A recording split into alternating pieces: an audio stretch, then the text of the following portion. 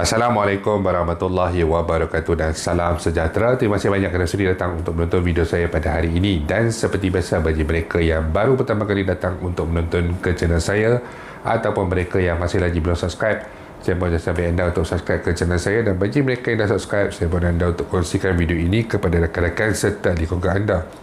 Semoga apa yang saya nak kongsikan sedikit pada hari ini adalah satu perkongsian yang bermanfaat untuk kita semua, insyaAllah. Okey, jadi hari ini saya ingin memberikan sedikit respon daripada satu orang kata temu bual ringkas yang dilakukan oleh pihak media. Saya tak pasti pihak media mana, tetapi ada dikongsikan orang kata YouTube lah berkenaan dengan liputan daripada media berkenaan yang mana telah dikongsikan di dalam laman Facebook Saudara Azmi Bugis dan juga laman Facebook PGR. Persoalan yang ditimbulkan oleh pihak media ini adalah berkenaan dengan wajar atau tidak wajar berkenaan dengan tuntutan pengeluaran KWSP. Okey, dan majoriti daripadanya saya boleh katakan tidak ada seorang pun yang memberikan jawapan 100% mengatakan ianya adalah wajar, tetapi mereka lebih kepada jawapan tidak bersetuju secara 100% ataupun 50-50. Maksudnya ada wajar dan juga ada perpandangan yang tak wajar bergantung pada keadaan.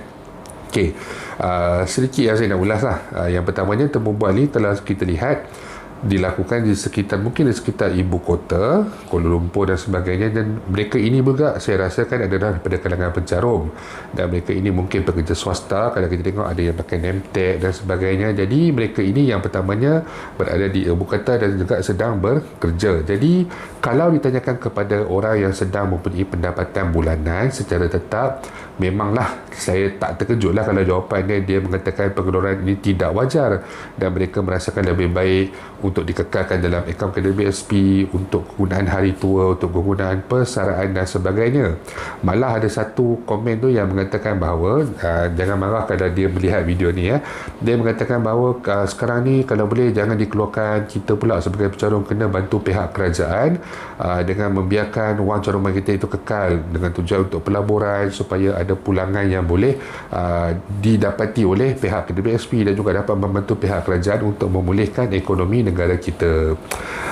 Pandangan itu memanglah satu pandangan yang logik, yang betul, tetapi masalahnya apabila pihak media cuba untuk mendapatkan pandangan berkenaan dengan kewajaran ataupun tidak, bertanyakan di ibu kota dan kepada mereka yang bekerja terutamanya sekali, bukanlah satu pandangan yang tepat.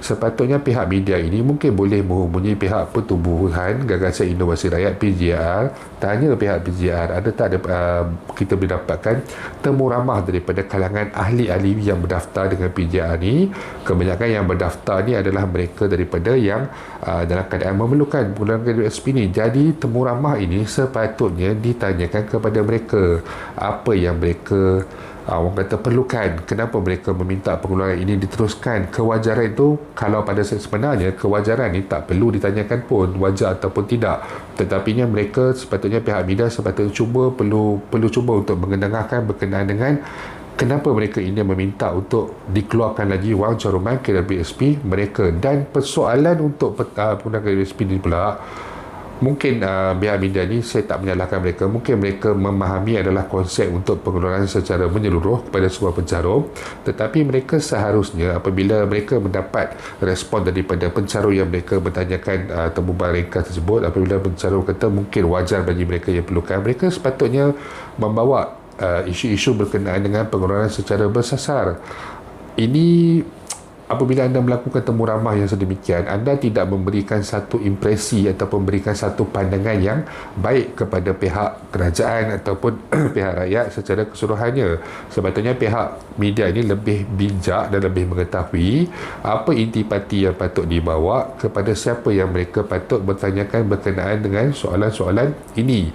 Apabila mereka faham bahawa tuntutan pengeluaran ini yang dibawa oleh PGR sebagai contoh adalah tuntutan secara bersasar kepada mereka yang memerlukan, golongan suri rumah, golongan ibu bapa tunggal atau yang boleh didakumi sebagai orang yang sudah tidak aktif mencarum.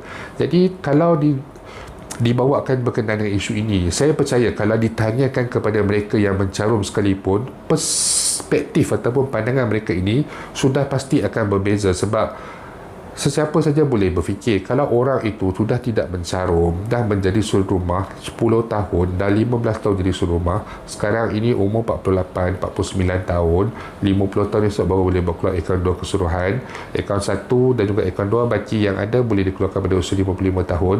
Kalau ditanyakan kepada mereka, mereka tentu mempunyai satu pandangan yang berbeza, tetapi pihak media ini lebih banyak bertanyakan kepada satu rangkuman soalan yang menyeluruh, yang memberikan satu pandangan yang tidak baik kepada kerajaan, kepada rakyat dan juga sebagainya.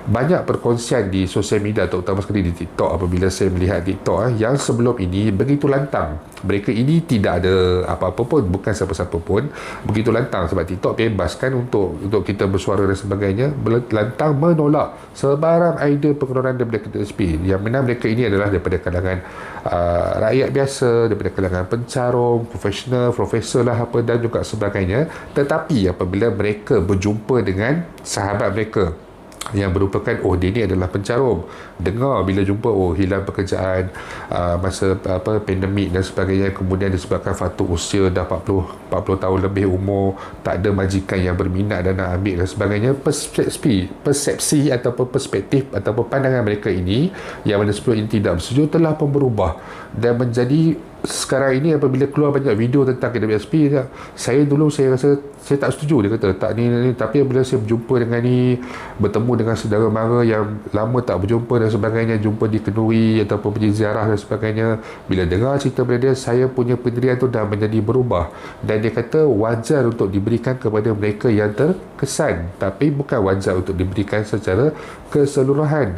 Ini adalah contoh-contoh ataupun perkongsian yang sebenarnya wajar dikongsikan kepada seluruh rakyat Malaysia, sebab bukannya dengan isu rakyat malas bekerja dan juga sebagainya, kita tak nafikan rakyat kita rajin bekerja, peluang pekerjaan itu banyak, tetapi adakah majikan mahu mengambil mereka yang dah berusia 35 tahun dan ke atas? Sedangkan untuk memasuki sebagai penjawat awam pun, saya tak tahu sama ada dah ada perubahan ataupun tidak, tetapi pada zaman saya di usia 35 tahun itu adalah maksimum. Kalau seseorang itu mungkin daripada golongan profesional sebelum ini di sektor swasta, tetapi sekarang ini umur dia 42 tahun dan dia cuba mencari kerja tapi tidak dapat pekerjaan yang majikan berani nak offer pada dia sebagainya, ataupun majikan tak mau pun pekerja daripada golongan profesional sebagainya, ataupun tidak ada posisi yang sesuai untuk ditawarkan kepada beliau, bolehkah beliau nak minta sebagai penjawat awam sedangkan umur dia dah lebih daripada had umur 35 tahun yang telah ditetapkan? Jadi sebarang inisiatif, sebarang program berkenaan dengan peluang pekerjaan, 1 juta peluang pekerjaan dan sebagainya, sebenarnya dia tidak menyeluruh kepada mereka yang telah pun tidak aktif mencarum ini. Malahan kita ada juga lepasan graduan, anak-anak yang apabila usia 18 tahun nak pergi bekerja dan sebagainya, mereka ini juga akan mengisi peluang pekerjaan 1 juta tersebut. Jadi macam mana pula dengan peluang mereka yang dah tak aktif mencarum ni tetapi mempunyai niat untuk kembali bekerja, sedangkan hak mereka dinafikan oleh majikan.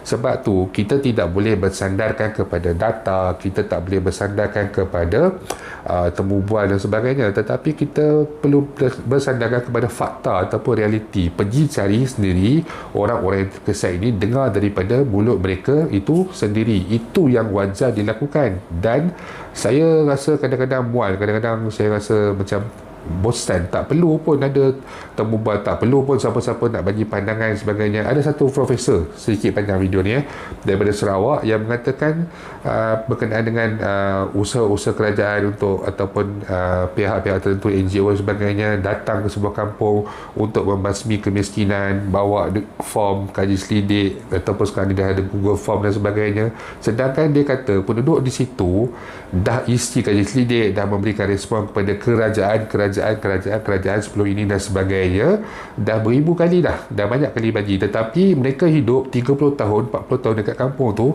masih lagi miskin. Kalau dekat Sarawak masih lagi tak ada jambatan, kalau dekat Sabah masih lagi dalam keadaan yang sama, jalan di lorong kayu balak dan sebagainya, jalan yang teruk, tidak ada sebarang perubahan pun. Jadi sebenarnya apa keperluan nak uji kaji, bincang kaji selidik dan sebagainya, sedangkan implementation untuk pelaksanaan tidak ada pun, dan mereka itu masih berada dalam keadaan yang sama sekarang ini berbanding dengan 30 tahun ataupun 20 tahun yang lepas, sama je, tidak ada perubahan. Jadi sebab itu tak perlu dah sebenarnya nak ada sebarang orang kata pandangan-pandangan daripada pihak ketiga dan sebagainya. Tanya sendiri pada calon yang terkesan, itu yang lebih baik. Geram tu.